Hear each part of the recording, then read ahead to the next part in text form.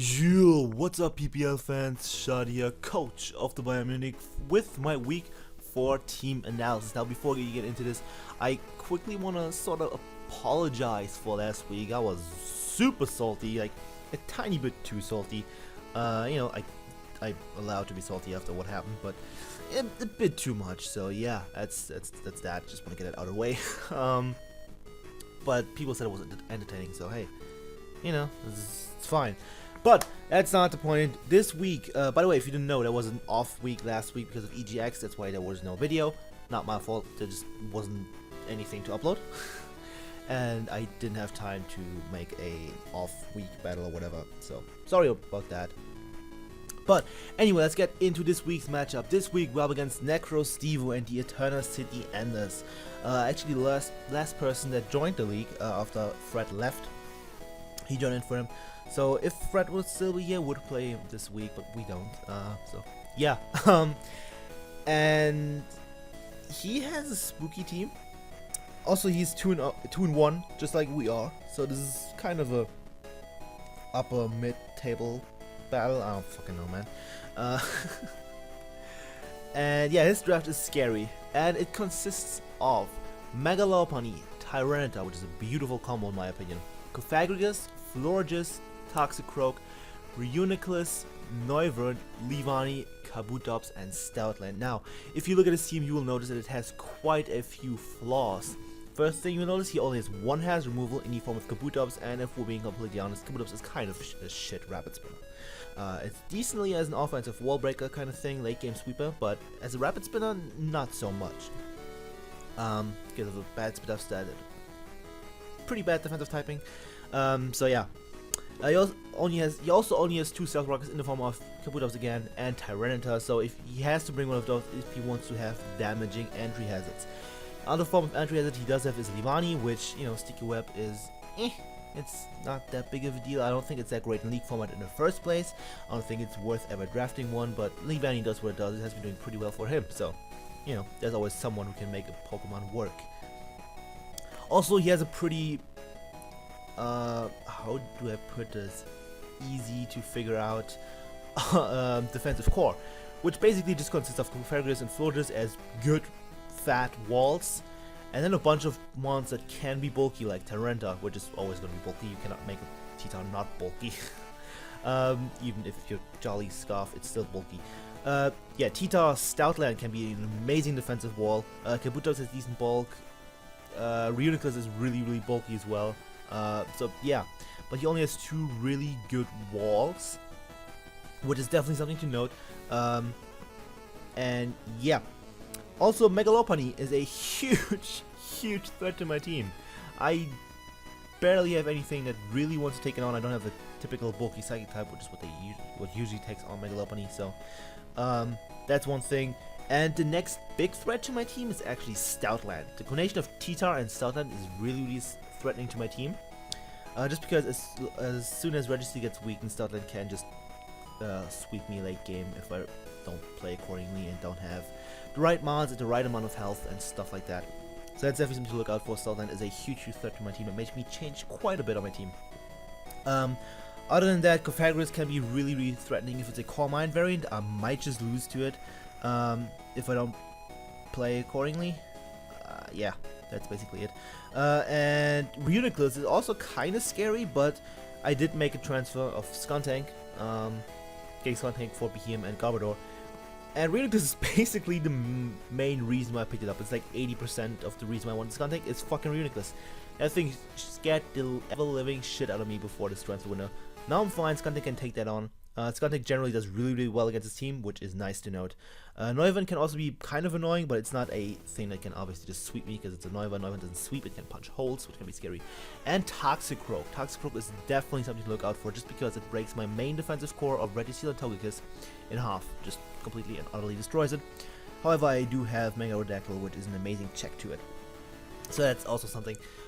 Speaking of Megalodactyl, he only has 2 flying resistances in Titan and Kabutops once again. Those 2 are pretty important for his team, but he also has a Cofagrigus. A decent switch into Megalodactyl. Has a Pack Crunch, which is around half, so even if I get Mummy, I can hit pretty hard on the first one. And yeah, also Stoutland. Stoutland completely wards Aerodactyl if it's offensive. I wanted to bring that to be completely honest. Anyway, let's get into the team that I'm bringing this week. That was way too much of a ramble, but you know, gotta analyze my opponent's team a little bit.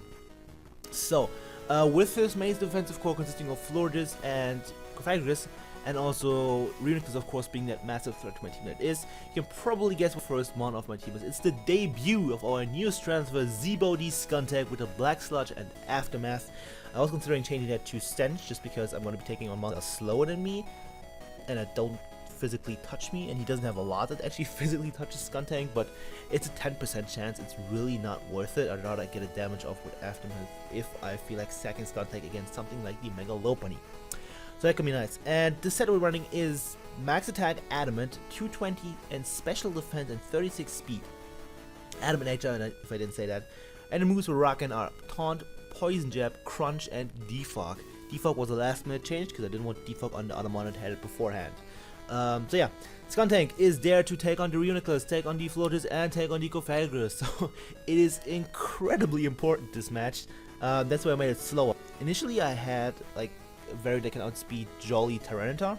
Also had Play Rough 4-bit to hit Titar, Megalopony, and Toxicroak for at least some decent damage. But I figured it's just not worth it. And the thing is just for those 3 monsters. Everything else just switch the fuck out of there and doesn't even try to do anything. Basically, because I definitely need to keep this thing at high health. The 220 speed of investment is good over 220 HP because this allows me to take better hits from the Floaters, for example, better, which is the one I can do the most with stab move. With the spread I had before, which was super speedy, I got basically 2 killed by Moonblast from a defensive Floaters. Wasn't good at all. So I kind of have to be careful with switching this thing into Floaters and the other ones, because Reuniclus Focus Blast of its Life Hope variant still does a lot of damage. And yeah, this thing had also a huge 4 moveset syndrome. I really wanted to Play Rough, I wanted Pursue to trap the Reuniclus in, potentially Pythagoras as well. I wanted Play Rough, I wanted Haze, which Haze would definitely help me so much and prevent me from getting swept by like a Calm Mind, Reuniclus, Floaters, or Pythagoras. Couldn't fit it on, and that's just unfortunate. Taunt is there to prevent such setup if it really comes down to it. And yeah, Poison Jab to hit Floaters hard, Crunch to hit other 2 hard, and that's all Scuntag does. Dismantle his defensive core, hopefully. Black Sludge, of course, for recovery. I don't need much power. I don't need a big power boost. I really need the longevity this match. The speed EVs are to outspeed uninvested Toxicroak by quite a few points, actually. I think like 3-4 points. It's been a while since I built this team, as always. So yeah, I'm not expecting uninvested Toxicroak, but why not invest for it, you know? And I didn't want to outspeed like a max speed Floaters or whatever, because I would lack bulk, which I need on Scuntag this week. So yeah, that's Zebo the Scuntag, by the way, named after my buddies Zero and Jobo.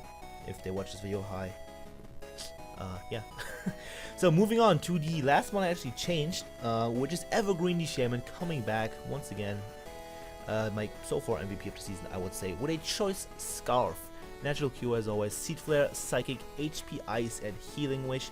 Max Special Attack, 196 Speed, Timid, with 16 HP. That spread allows me to outspeed Livani by 1 point. Max speed, Timid Livani. I'm not expecting Livani to come. I mean, it might. It's not something I'm completely counting out, but it's just that it's the fastest thing I can outspeed with this, basically. I also outspeed Megalopony with a Scarf, which is nice. Or with my Scarf, I outspeed the Megalopony, which is fast Mon. Yeah, Seed Flare it hits hard. It's for stab. And Psychic hits the Toxicroak, the Megalopony, and probably something else I'm forgetting. Nope, not even a little bit. And HP Ice is for Neumann. I don't need anything else. I don't need Dazzling Gleam or anything. I just have HP Ice. And Healing Wish is there to support my team. Like I have I have like 3 mons that are not allowed to get low health, and they don't have reliable recovery. So if it comes down to, I can Healing Wish up one of my sweepers or one of my reliable walls and take on a certain threat. This thing also is guaranteed to live a banded Adamant return from Stoutland if rocks aren't up, which is nice because I can get a Seed Flare off and then die next turn. But that's damage, and damage is damage is damage is damage is damage, and damage is good. That's basically that. Shaman does really well against this team. He's a good revenge killer. I had Jolteon initially because he has no electric immunity, which is a huge flaw in his team. But it just didn't do much. Like, yeah, I can Volt Switch around, but there's not much that really takes damage from it. And initiative is nice, yeah, but I'd much rather have the bulk of Shaman and the Healing Wish. That's the main reason I really wanted to bring Jolteon, but Shaman is just overall better in my opinion. Seed Fair drops are always appreciated, obviously. Which, you know, that shouldn't say that because Hacks was terrible last week, yeah. Anyway, yeah, that's Shaman. One of my huge win conditions. Yeah. Moving on, we have Richie Steel, the Registeel with a Choppleberry, Clear Body, Stealth Rocks, Earthquake, T-Wave, and Iron Head, max HP 172 defense with an Impish nature at 84 in special defense. This thing is super duper important. First up, Rocks are good because he's not gonna bring Kabutops, and if he does, you know, it's a Kabutops, I'm not worried. I don't have a good switch in, but I can revenge kill it so easily that it's not even funny. I'm really not worried about that thing. So Rocks are nice, and this is also my check to Starland, or my counter to Starland actually, because I can T-Wave it and just be happy. It's also my main answer to Tita if it comes out. If he doesn't bring Southland, this is just my answer to Tita straight up. It can't do much to me, and yeah. It also helps with Noivern, it helps with Livani, I guess, Kabutops, Reuniclus to some extent, and Florges of course. It's really nice. I want the Toxic, but T-Wave is just way more beneficial this match, just because I want to slow things like the Stoutland or the Mega Lopunny down, or Noivern. And also if it comes down to it, I can use my Choppleberry against the Lopunny, and T-Wave that fucker, and just be a happy old man. I don't know. Yeah, T-Wave is good. Yellow Magic. The special defense EVs are there to, I think, live 2 Fire Blasts from Tita, something like that. That Tita doesn't kill me. Or something. It's been forever. I couldn't spare more defense EVs, I know that much, because then things would do too much damage. And yeah, that's basically all I remember. It's been forever. Earthquake is of course to hit the Toxic Croak, and yeah, that's it. And Kabutops. I really want EQ to hit those two. I might still change Ironhead to Seismic Toss. I will consider that, but for now Ironhead is looking good. So yeah, it's Registeel. It's just there to be fat and get up rocks and T-Wave things, basically. So next up we have another one of my huge win conditions, and that is of course Costa the Mega Aerodactyl with the Aerodactylite and Pressure as the regular ability, which of course turns into Tough Claws. And we're rocking Aerial Ace, Earthquake, Roost, and Iron Head. Max attack with Jolly Nature, 140 speed, 4 in defense, 4 in special defense, and 108 HP. That's just how the HP stuff worked. Because I wanted obviously uneven HP, because rocks are a thing. And I also wanted the other thing with the stuff. Yeah, that's the maximum I could get, 169. And then I have 8 left over, and you don't gain anything with 8 EVs, another 50. Take notes. League forward players. Yeah. Anyway, speed is enough to outspeed a Jolly Mega Lopunny. Max speed. Because this is my main check to it, or this is my check to it. And I can also live every hit from it. HJK does a buttload, but I can live it. That's good. If I mega up on it, stuff like that. Aerial Ace is just hits his team pretty well. Revenge kills the Toxic Croak, Revenge kills the Mega Lopunny. Earthquake to hit his 2 flying resistances in the form of Kabutops and Taranta. Roost for a longevity, because I need the thing to be somewhat healthy. And Iron Head for the Florges also hits Tita harder. Now, I want to crunch on the thing to hit Configurator really hard, but Iron Head is more useful. I might still consider changing EQ to Crunch, but honestly I like having Crunch more because that means I don't have to go into any mind games with Toxic Croak. I can just click Earthquake against that thing. If I don't have to play mind games with Tita or Kabutops coming in, that's what I'm trying to say. Because EQ kills and it is a guaranteed 2 kill, and any of the other 2 as well. Unless he's fully defensive Tita. So yeah, it's nice. Yeah, I might still change Arrow a little bit, but yeah, for now I'm happy with this set. I still have a couple hours, I think, until I play, so that's good. Yeah, and Arrow just Arrow punches huge holes in his team and can definitely clean up late game. As soon as Configurator is gone, he doesn't have anything for this, except for potentially a defensive Reuniclus, which is another reason why I might pack Crunch. You will see that. I will tell you that before the match, if I actually do that. Or actually, maybe I will put it on screen or something. We'll see. I don't know. Anyway, so at this point, Megalopony is still a huge threat to my team. I don't have a switch in, so I obviously decided to bring Toffifee the Togekiss again. Leftover Serene Grace, because I can't have Super Luck. Actually, can I have Super Luck with these things that I have now? I should be able to. Hey, that's cool. I can have Super Luck. I can get crits. Nice. Because we're not running Air Slash, we're running Dazzling Gleam, Roost, Thunder Wave again, and Heal Bell. 244 HP because that's max on even I can get. Max defense with a Bolt Nature and 12 in special defense. The thing is my answer to Megalopony. Nothing else. That's all it does. And also Dazzling Gleam hits his team decently hard. He does not have a single fairy resistance, which was, which was the reason why I was considering going with a Nasty Plot variant. But I just need the fatness. And also Heal Bell is necessary this week because Cofagrigus is gonna spread fucking burns on my team. And I'm not appreciating that at all. I don't think that's cool, Cofagrigus. Don't do that. And also Toxics are a thing, T-Waves on his part. Stuff like that. I just want to get rid of that with the Heal Bell. And yeah. This is also the main thing I want to switch into Cofagrigus. Yeah. Yeah. Probably. We'll see how things go. I might also just go with Shaman because Shaman is bulky and Seed Flare and Natural Cure.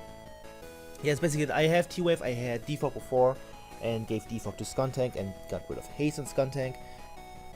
And that's because I can live a Bandit Wild Charge from Skuntank? No, Stoutland. That's the one. And T-Wave it. Yeah, as you can tell, I'm scared of Stoutland.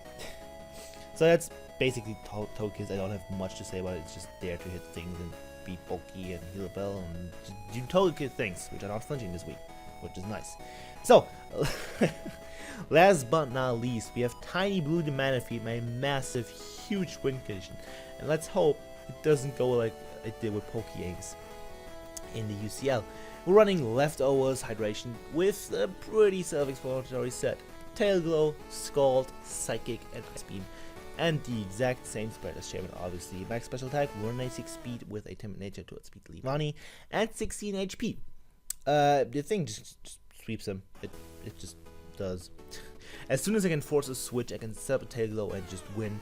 Unless he has both Noivern and Megalopony alive, I can live every hit from one of them. Or, of course, a Scarfra. He can very well, of course, bring all kinds of Scarfras. Or Stoutland. So, I have to be wary when I set up. But if I set up, I can pretty much win. And it's pretty fucking cool if you ask me. I could bring a bulky variant like with Calm Mind and Scald and Psychic and just go with that, but I want to have the security of killing things like Noivern and Leavanny if I'm at +3. Yeah. So as soon as I get rid of things, I can just sweep. I want to Scald over Surf just because I want to spread burns on his team. If I for some reason have to bring out Manaphy early game, I can spread burns on things. It doesn't make a difference if I have Surf or Scald in damage stuff in this match. Floor just gets 2-hit killed at +3 regardless, and I cannot OHKO it with Surf because the fucking floor is, if you're expecting me to kill it, then to one-shot it, then you're just crazy. Yeah, Manaphy is also a way to beat a lot of his team. If it comes down to it, if they set up, like, if they have set up Calm Minds or something, like Cofagrigus, I can set up a Tail Glow and do a bottle of damage to it, and that can be beautiful. It's also not a good check to Kabuto's, also Shaman. And also a really, really nice check to Cheetah, just like Shaman as well. It can also help with Lopunny, because it can obviously live every hit as I said and get a Scald off or a Psychic. Also a good check to Toxicroak, because Psychic is a thing. Helps against Reuniclus, because Tail Glow. Yeah, it just bops his team basically, and I'm interested to see how he's going to prepare for Manaphy, because he doesn't have a fast Electro type, which is how people usually deal with it. So yeah. Whew, that was a video. 19 minutes. Okay.